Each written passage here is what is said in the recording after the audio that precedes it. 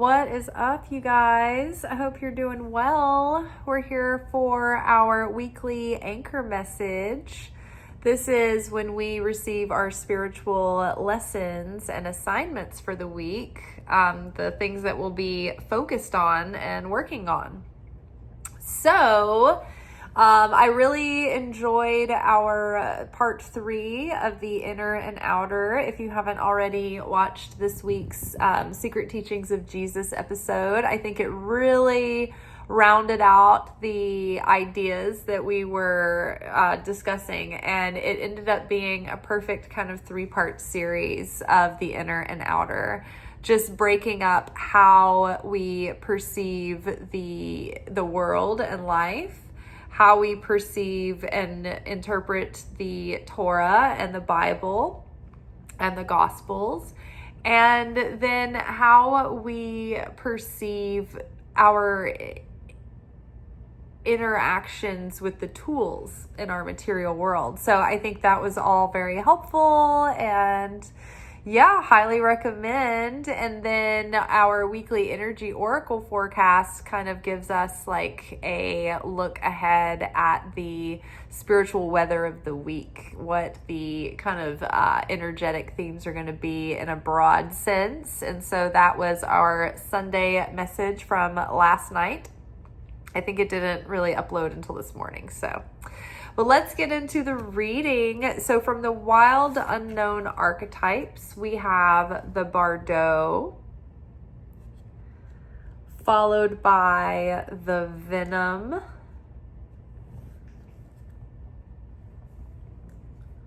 followed by the Ocean, and then we had a bonus card, the Queen, kind of came up in the middle of the reading.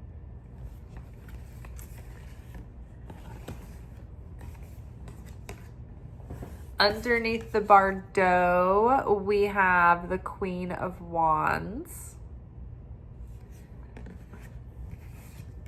Underneath Venom, we have 2 of Wands.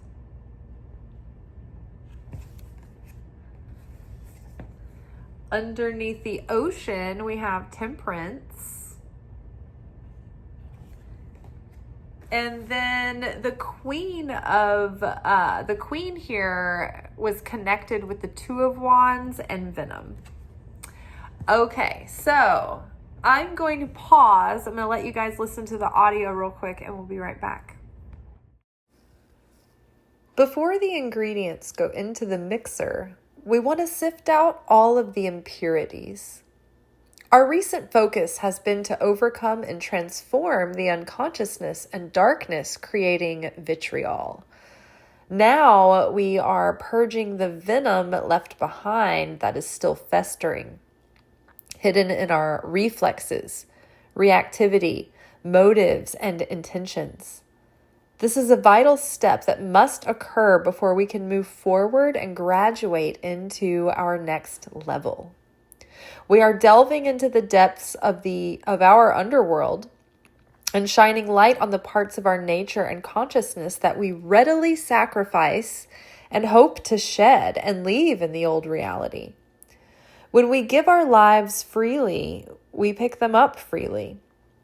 We let go of the body consciousness that stirs our ego's defense mechanisms, because that is the aspect of ourselves keeping us separate from the light.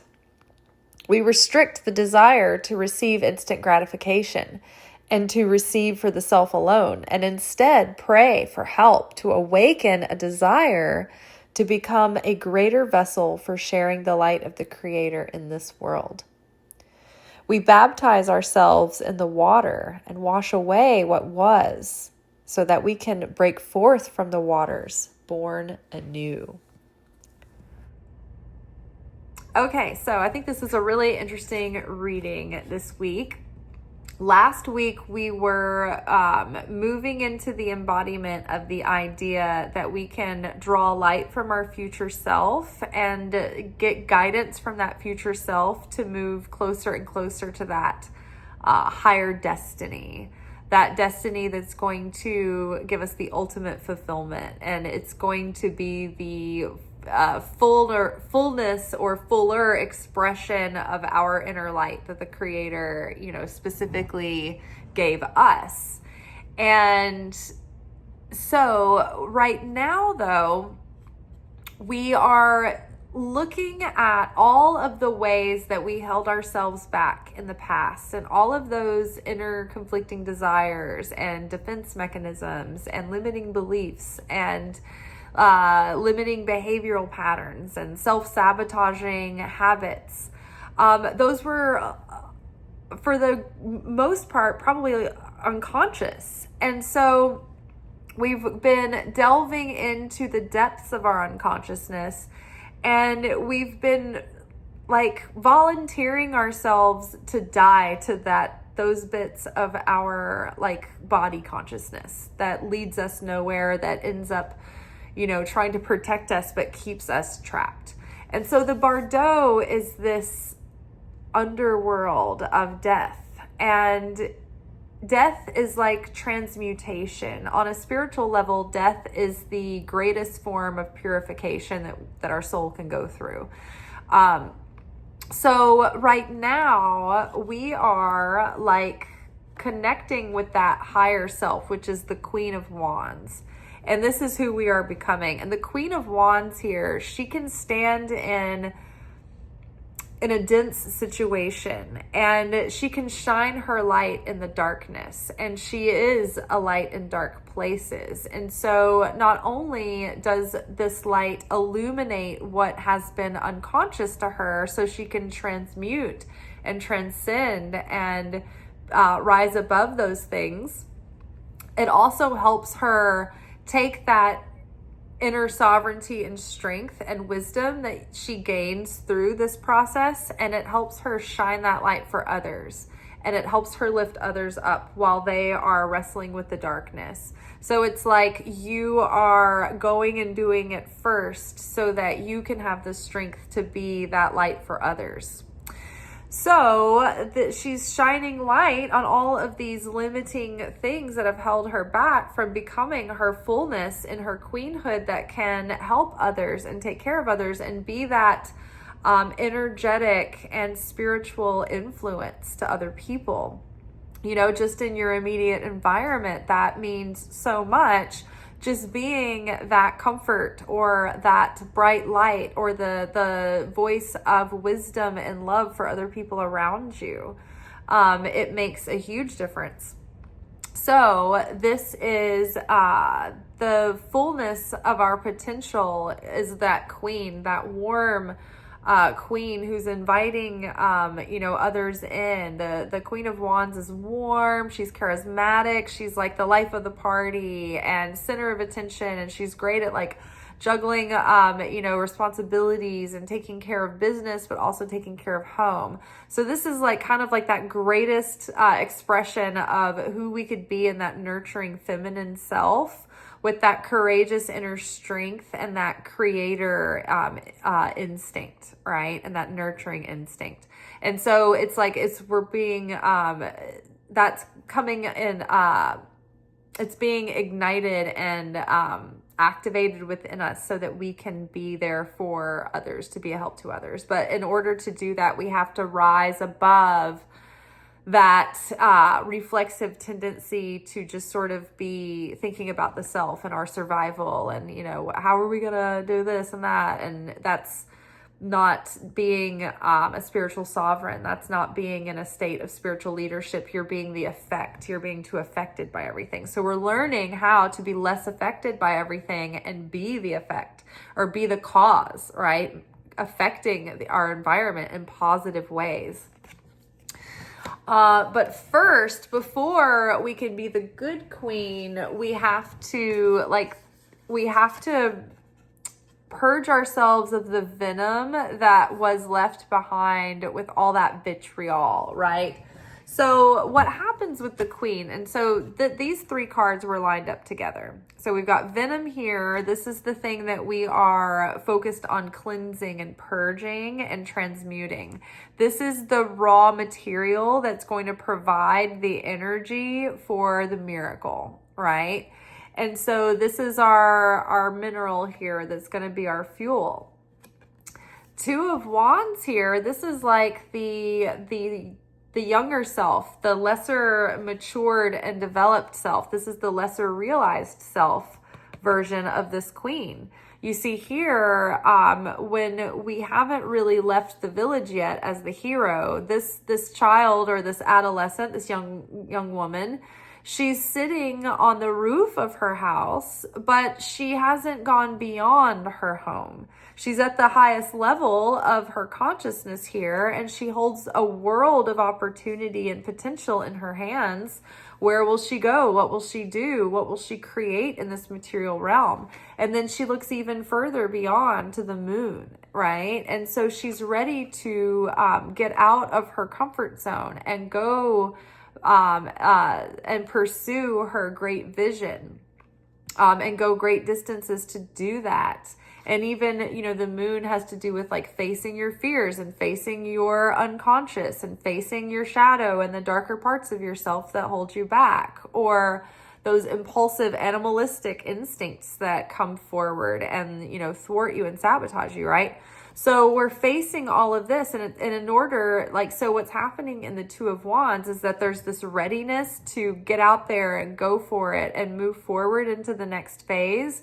But there's still something that's keeping us in this current phase, and we're not quite ready to move forward yet. And so that is because we can't move forward and become the queen until we get rid of this venom, because the queen card talks about how the queen and the light expression of the queen is the benevolent queen who, makes sure that the kingdom is all just and everyone has enough to go around, and there's enough to go around for everyone, and everyone has enough, and no one's left out, and everyone's safe and provided for and taken care of. Everyone's basic needs are met, right? The queen is a leader and gets people together and motivated and united in a cause that's for the greater good, to take care of the community and come together, as a community, as a village, as a people, right? As a kingdom. So she rules the kingdom through wise and benevolent and compassionate leadership, and takes care of the kingdom as if they were her children, right?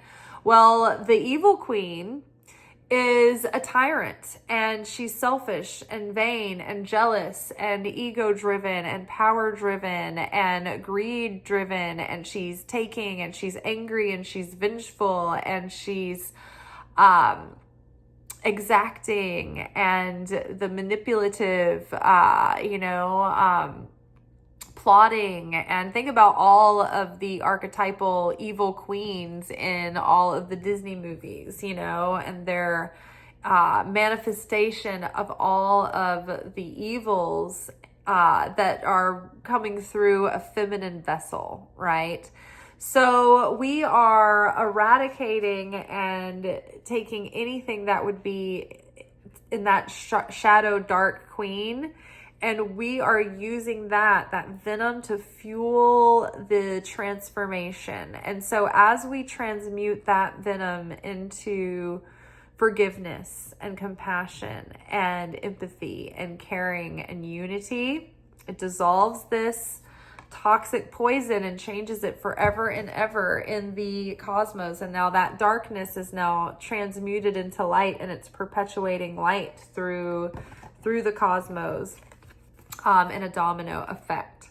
So in order to get out of this phase that we're in order to get to our next level, we have to make sure that we are healing what we need to, so that when we step up into this next level and we have more influence, more power, more money and resources and things to do things with, we need to make sure that we don't have this coming in and turning us sour or greedy or corrupt, right? So we want to set ourselves up for to be better vessels of the light of the Creator, not for taking for ourselves and a selfish existence.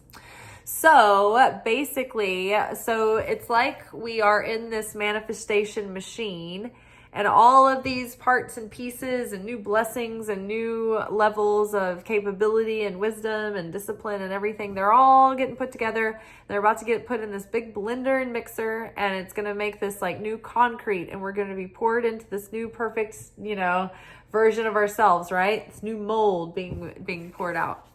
But first, we need to do a mikveh, right? In the ocean, in that salt water, in that ambionic fluid of the womb of the earth. And we need to get in that water. And if you can actually, literally, physically go get into some water and baptize yourself, that'd be great. But if you can't and you can visualize this spiritually, we want to purify ourselves and purge ourselves and rinse all of this residue of that darkness and that vitriol and that venom out, right? So we want to purify that before we put our, mixture together.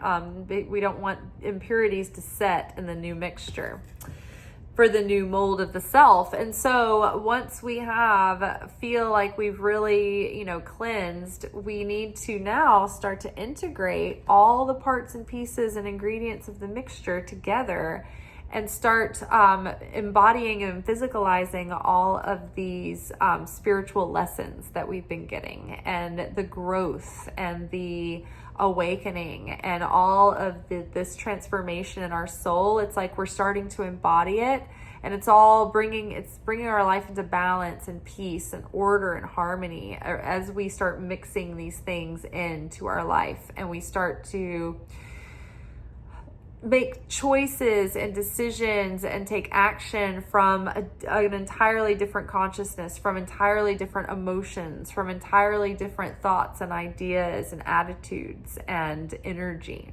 right? We have a whole different palette to work with now. So things are going to start shaping up and looking different.